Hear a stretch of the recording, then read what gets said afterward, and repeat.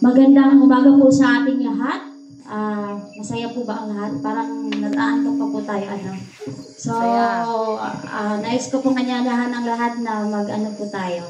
Shake po natin ang ating mga kamay para at maging masayahin po tayo dahil ito po yung unang pakikinig ng salita ng Panginoon sa umaga ito. So, kung di ba po sabi na kapag yung araw mo ay nasimulan ng parang malungkot ka, parang apektado yung buong araw mo. Kaya simulan po natin ang araw natin ng masaya.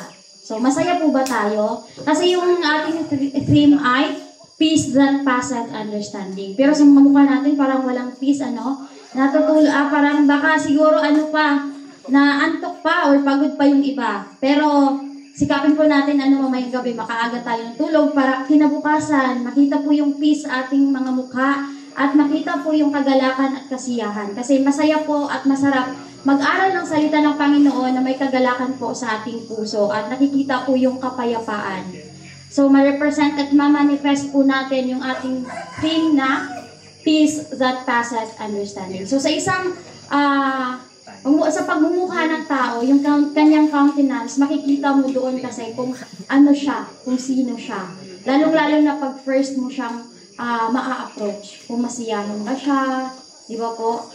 So, ngayon pong umaga, ang ating pong pag-aaralan ay focusing on what Christ has made clear. So, ano po ba ang mga dapat nating pagtuunan ng pansin, pagbigyan ng tuon? Kasi I know po na sa panahon po natin ngayon, maraming bagay ang nakakapagwagi sa atin at nakakawala ng focus. Nawawala tayo sa daan na dapat nating daanan na nilakaran ng ating Panginoon na dapat ating sundin. So, ano po ba ito? Sabi po sa CT 248 paragraph 2, none need concern themselves above those things which the Lord has not revealed to us. In these days, speculation will abound, but God declares that secret things belong unto the Lord. I know that some of you are familiar with this passage, or all of us, di ba kasi, pagka tinatanong, minsan may mga doctrinal na mga topics na hindi mapaliwanag.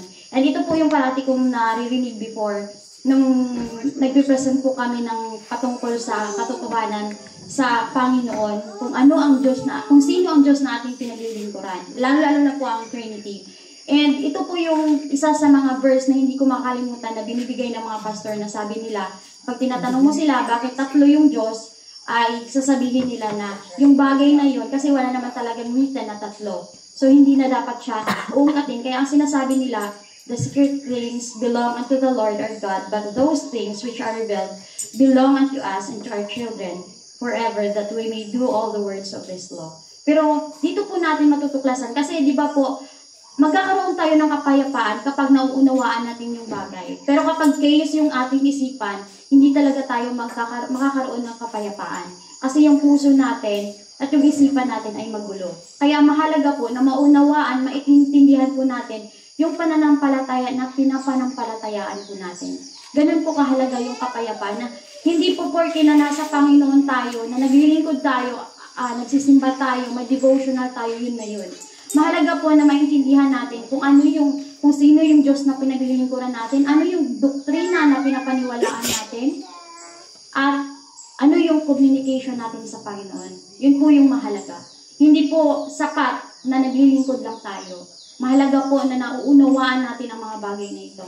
Kasi ngayon ko lang din po na-appreciate yung pagpapahalaga or pag-uunawa sa mga salita ng Panginoon. Kasi before, lang naman yung nakikinig lang ako, umuupo, yun na yung buhay ko. Pero wala doon yung pagsasalisik, wala doon yung pagbabasa.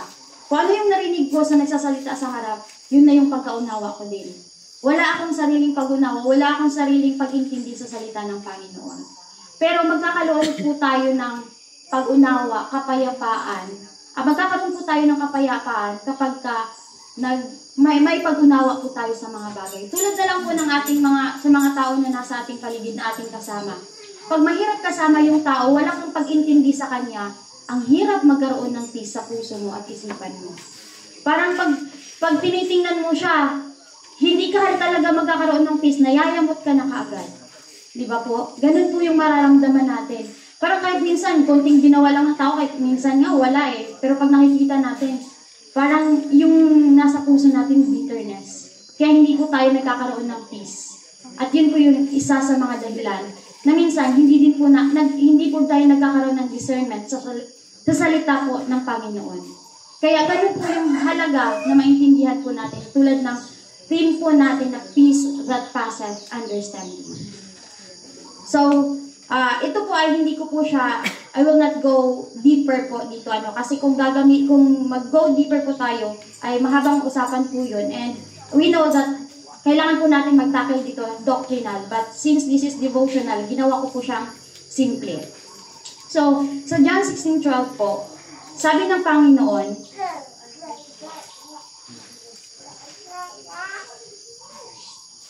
I have yet many things to say unto you, but ye cannot bear them now. May mga bagay po, nung sa panahon po, di ba, ng mga disciples, before the ascension of Christ, maraming gustong sabihin ng Panginoon. Isa na po doon yung sa John 14, from the verse 16 na, sabi niya, and I will pray the Father, and He shall give you another comforter, that He may abide with you forever, even the Spirit of truth, whom the Lord cannot receive, because it seeth Him not. Neither knoweth Him, but ye know Him, for He dwelleth with you and shall be in you. I will not leave you comfortless, I will come to you. Dito po sa passage na ito, before the ascension of Christ, di ba po hindi ito lubos na maunawaan ng mga disciples na paano magkakaroon ng comforter na kilala sila at alam yung kanyang karanasan, pero yung physical na katingin ni Kristo ay wala. So, hindi mo lubos maisip kung bakit yun. So, parang sa side po ng disciple, kahit ako nung panahon na yun, malilito ako eh.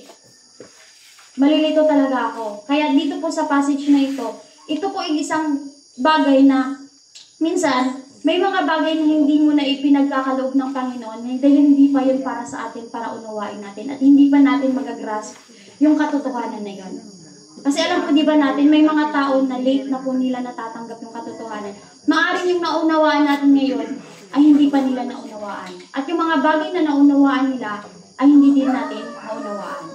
So, kinakailangan, mahalaga na magkaroon tayo ng pag-uunawaan sa isa't isa. Nang sa ganun ay magkaroon tayo ng peace. Pero sa tingin niyo po, nagkaroon po ba ng peace yung utak ng mga disciples po ng panahon na yun? Siyempre po, di ba hindi chaos? Kasi paano ba ito intindihin? Yung sinasabi ni Christ. Pero kailan po nila naunawaan ang bagay na iyon? That very moment ba na sinabi ni Christ? Di ba po hindi? After the ascension of Christ. Doon po nila naintindihan kung ano yung tinutukoy ng ating Panginoong Jesus. So sa atin din naman po ngayon, may mga bagay po tayong na gusto nating unawain, gusto nating intindihin, at gusto nating gawin. Pero hindi pa ngayon hindi yung nais ng Panginoon na ibigay sa atin at ipaintindi sa atin. Ipagawa sa atin. So, ano po ba talaga ang gusto ng ating Panginoon na gusto nating maunawaan? And dito po ako magkukuha sa mga promises po ng Panginoon para sa atin. Marami pong pangako ang Panginoon na malinaw, na dapat nating pagtuunan ng pansin. What Christ has made clear for us, na dapat nating bigyan ng focus. Kasi kung ang pamagat po natin is focusing on what Christ has made clear. So, yun po yung pagtuunan natin ng pansin. So, tulad na lamang po, so, itong i-mention ko po na verse, ito ay ang mga verses. Ito lamang isa sa mga verses na pangako ng Panginoon na nagbibigay ng assurance sa atin at malinaw na pangako na ating matatanggap. And ano pong sabi niya sa Matthew 6:33, very familiar verse, seek ye first the kingdom of God and His righteousness, and all these things shall be added unto you. Simple po na verse, pero nasusunod po ba natin? Di ba po, minsan, mas inuuna natin yung ibang bagay kaysa yung sa Panginoon. Kasi nag-aalala tayo. Anong mangyayari kapag pumunta ako dun sa camp meeting, yung bahay ko may iwan, yung pamilya ko. Pero kung yung inuna mo yung salita ng Panginoon, inuna mo yung gawain ng Panginoon, may pag-alala po ba? Di ba po magkakaroon ka ng peace? Kung talagang naunawaan natin. Pero kapag hindi natin naunawaan, mahirap magkaroon ng kapayapaan. Even nga siguro ang iba sa atin, nandito yung presensya natin, pero yung isip natin, nandun sa bahay natin, nandun sa farm natin, nandun sa mga hayop natin. Nagkakaroon ba ng peace kahit nasa harap ka dito na nakikinig ng salita ng Panginoon? Pero sabi ng Panginoon, seek ye first the kingdom of God and all these things shall be added unto you. Isang pangako, pero hindi po natin binibigyan ng tuon at pansin. Kaya minsan, nahihirapan tayong magdesisyon. Kaya minsan, nahahati yung puso natin. Nahahati yung isipan natin. Kasi minsan, pag pinadesisyon natin, ito yung will ng Panginoon, ito yung atin. May pagdadalawang isip tayo kung pipiliin ba natin yung will ng Panginoon o hindi. Kasi mas gusto natin yung will natin. Mas gusto natin yung ating kagustuhan. And next is, sa John 14:27, sabi niya, peace I leave with you, my peace I give unto you. Not as the world giveth, give I unto you. Let not your heart be troubled, neither let it be afraid. Ang mga puso ba natin ay hindi troubled? Ang mga isipan ba natin at puso natin ay hindi natatakot? Sino pong makapagsabi na meron na po tayo nito? Hindi tayo takot at hindi troubled yung ating mga puso at meron tayong kapayapaan dahil yun yung iniwan ng ating Panginoong Yesus. So, di ba po maka-question tayo minsan kasi marami tayong doubts. Pero Christ has made clear na itong mga bagay na ito dapat yung ating panghawakan. Kaya marami po ang nawawaglit sa pananampalataya kasi hindi malinaw sa atin yung salita ng Panginoon. Kahit na malinaw niyang ipinagkaloob, malinaw niyang pinakitaan tayo ng halimbawa kung paano tayo lumakad at sumunod sa kautusan ng kanyang Ama. And next is, sabi niya, sa John 6:47, he that believeth on me hath everlasting life. Nananampalataya at naniniwala po ba tayo sa ating Panginoon? Diba marami pa rin po tayong doubts? At kaya mahirap sa atin mag-grasp at mag-discern ng spiritual things. Kasi once na may mga doubts po tayo sa isipan natin at puso natin, mahirap po talaga ang discernment. Even the decision making ay mahirap. Kahit napakasimpleng bagay, nahihirapan tayong magdesisyon. Sa akin po before nung nag-training po ako, before the training, marami po talagang chaos na nangyayari sa utak ko, yung doubt nandun. Kasi kung magti-training ka, ang iisipin mo, nasanay kasi ako kasi nung nag-aral ako, hindi naman ako humingi sa magulang ko. Nag-working student ako. So, even nung nag-ministry ako, hindi din ako mahilig humingi. Nagtrabaho ako. So, ganun yung sa isip ko na parang independent ako doon sa kung ano yung kakayahan ko na mag-provide. Hindi ako mahilig yung parang magiging. Pero nasa isip ko, pag nagtitraining ako, wala akong pera. Saan ako kukuha? Pero alam niyo po ano yung tinuro ng Panginoon sa akin ng panahon na nag-training ako. Nawala po yung parang reliance mo sa sarili mo kasi yung dependence mo sa Panginoon. Kaya po, yun po yung isang mahalagang bagay na dapat malinaw sa ating isipan. Na hindi po tayo pababayaan ng Panginoon. Kasi kapag ang dependence natin ay nasa kakayahan natin at nasa ating sarili, hindi po talaga magiging malinaw yung salita ng Panginoon sa atin. Even the simplest things and simplest promise ng Panginoon ay hindi malinaw sa atin. Kaya nahihirapan tayong i-grasp yun. Nahihirapan tayong paniwalaan yung pangakong yun. Kaya nga sabi, Christ has made clear for us. At yung mga pangako na yun ng Panginoon ay talagang nilakaran niya. Nakita po natin ang self-denial ng ating Panginoong Jesus. Paano po siya lumakad ng ayon sa kalooban ng Panginoon at hindi ayon sa kalooban niya. Lahat po ng kanyang ginagawa.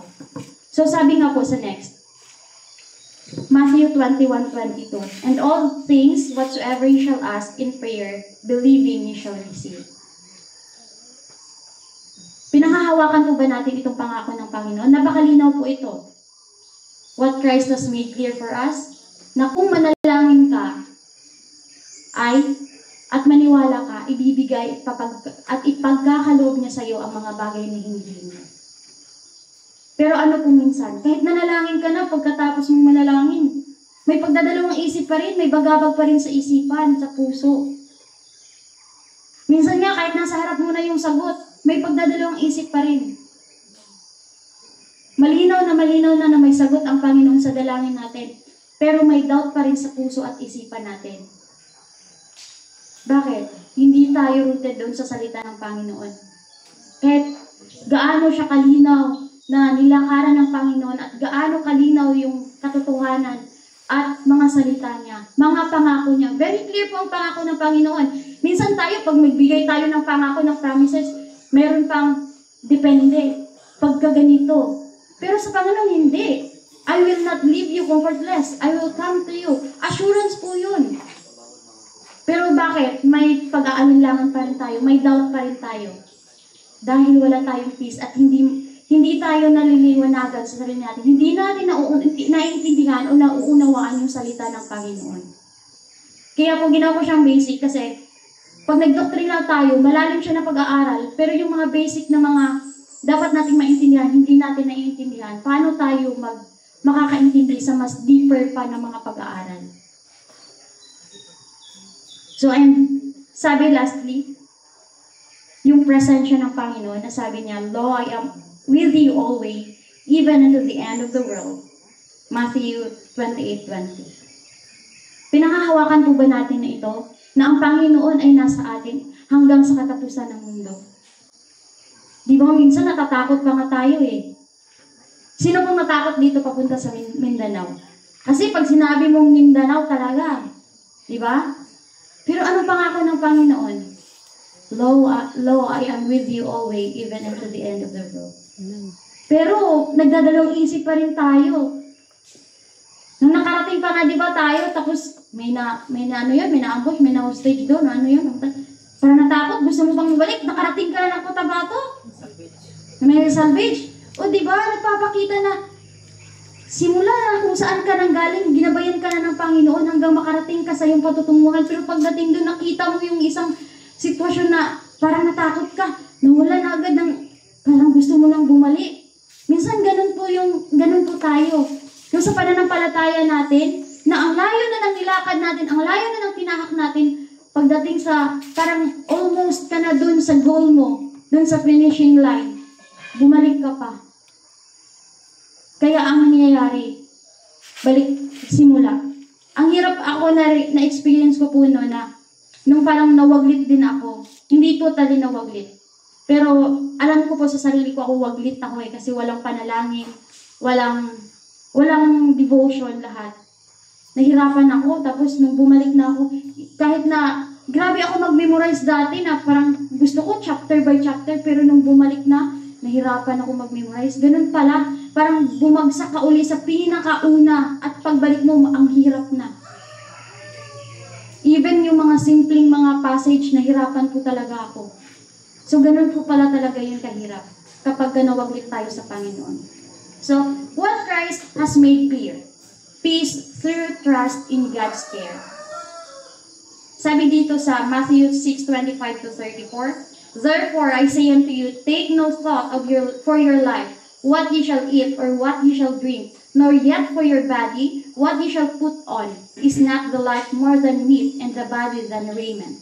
Behold, the fowls of the air, for they sow not, neither do they reap, nor gather into barns, yet your heavenly Father feedeth them. Are ye not much better than they?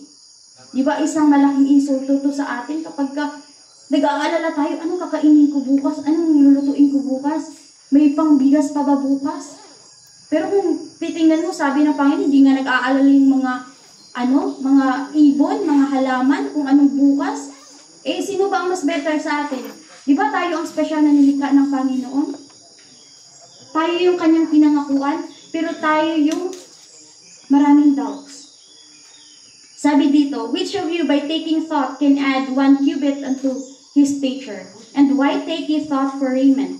Consider the lilies of the field, how they grow. Paano nga ba sila nag-grow?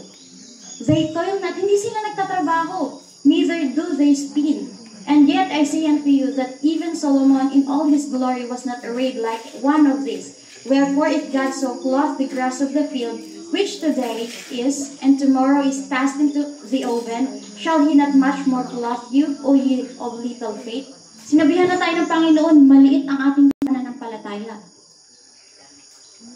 Therefore, take no thought, saying, what shall we eat? Or what shall we drink? Wherewithal shall we be clothed? For after all these things do the Gentiles seek, for your heavenly Father knoweth that ye have need of all these things. But seek ye first the kingdom of God and His righteousness, and all these things shall be added unto you. Take therefore no thought for the morrow shall take thought for the things of itself. Sufficient unto the day is the evil thereof. So, isa po ako sa natatamaan po nitong passage na ito from Matthew. Kasi, pag nag-reach ka na pala sa taon mo na 29 pa, 30 ka na, ang dami mong mga questions sa sarili mo. Ang dami mong gustong gawin. Ang dami mong basta ang daming mga doubts. Kaya, lalo na po nitong patapos na yung training, ang dami po talagang sumasagi sa isip ko, pero alam ko po na isa yung chaos at yung tinatanim ng kaaway para mawala ako sa focus. Kaya isang blessing po na makapagsalita at makapag-aral nitong topic na ito. Dahil naging malinaw po. Kaya parati po dapat nating basahin yung salita ng Panginoon. Kasi every now and then, magtatanim ang kaaway ng doubt sa isipan natin para hindi natin mag-grasp at hindi natin panghawakan at paniwalaan yung pangako ng Panginoon. So sabi nga, peace through trust in God's care. Magkakaroon tayo ng kapayapaan kapag pinanghawakan natin at naniwala tayo doon sa pag-care ng Panginoon sa atin.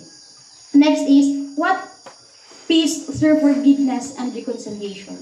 Alam po natin na wala po tayong kapayapaan kapag wala po tayong kapatawaran sa ating puso at hindi po tayo nagre-reconcile sa mga kapwa natin kapatiran na meron po tayong sama ng loob.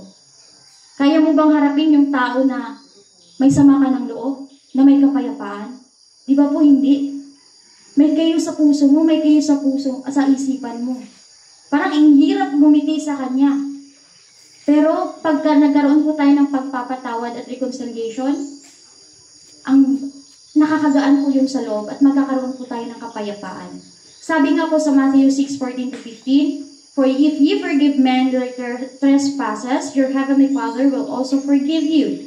But if ye forgive not men their trespasses, neither will your Father forgive your trespasses. Ito po yung pakatandaan natin. Minsan mahirap tayo magpatawad, pero gusto natin patawarin tayo ng Panginoon sa ating pagkakasala. Mahirap bang ibigay ang kapatawaran? Alam ko po, madaling sabihin na hindi. Pero kumusta yung sa puso natin, sa isipan natin?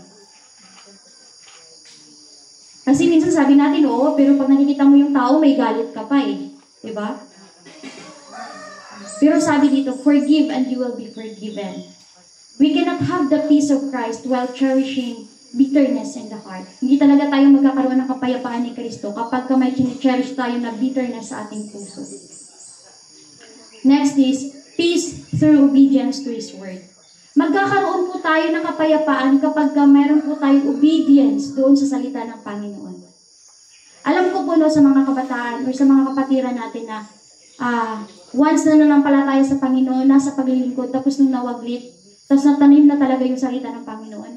Nagtatrabaho ka dyan ng Sabado, nag-aaral ka ng Sabado, kung saan-saan ka po pumupunta. Ang salita ng Panginoon, paulit-ulit yung nagre-recall sa atin. And sa pamamagitan na yan, hindi ka nagkakaroon ng peace kasi alam mo, mali ito eh. Pero kung may obedience ka doon sa salita ng Panginoon, magkakaroon ka ng peace.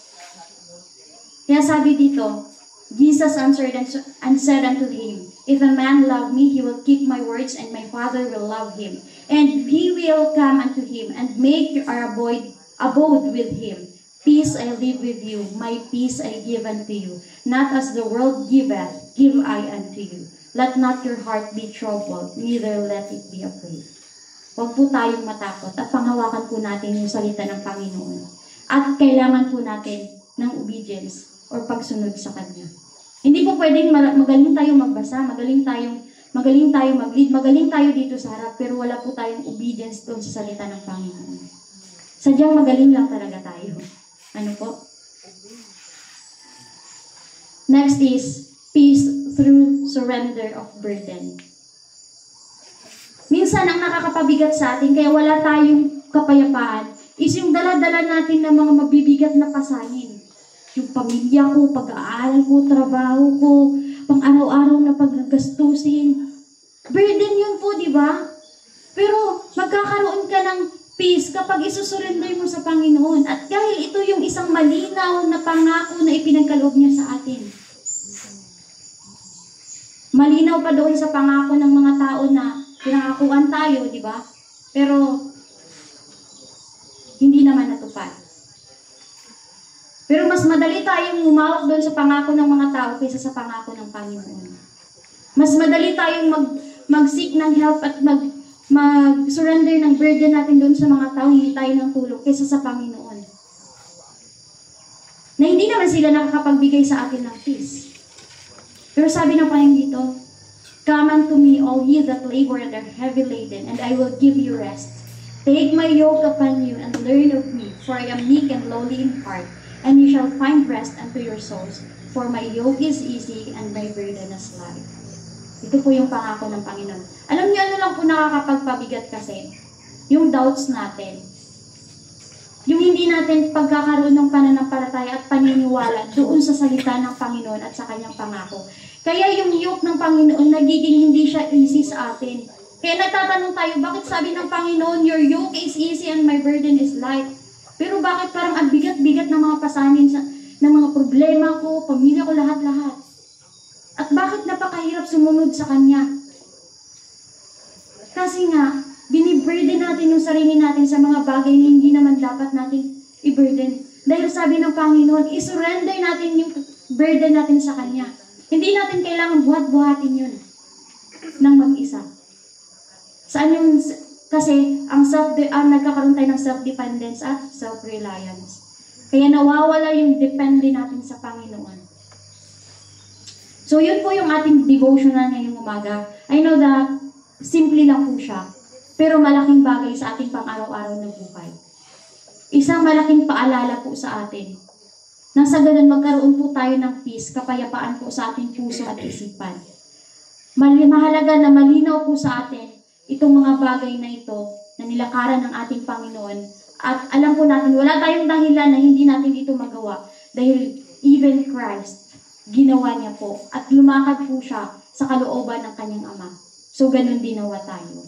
At nawa po ay na-bless po tayo sa umagang ito sa ating pag-aaral. And mag-focus po tayo doon sa kung ano yung malinaw na mga pangako na Panginoon na binigay sa atin. Huwag po tayo magtanim ng mga doubts sa ating puso at isipan. At huwag po natin i-burden ang ating sarili sa mga bagay na hindi naman pinapaburden sa atin ng Panginoon. Dahil sinabi niya, isurrender po natin sa Kanya. Paniwalaan po natin ang Kanyang pangako para po magkaroon tayo ng understanding and peace sa ating puso. Tulad na ating theme, peace that passeth understanding. Muli po, magandang umaga sa ating lahat.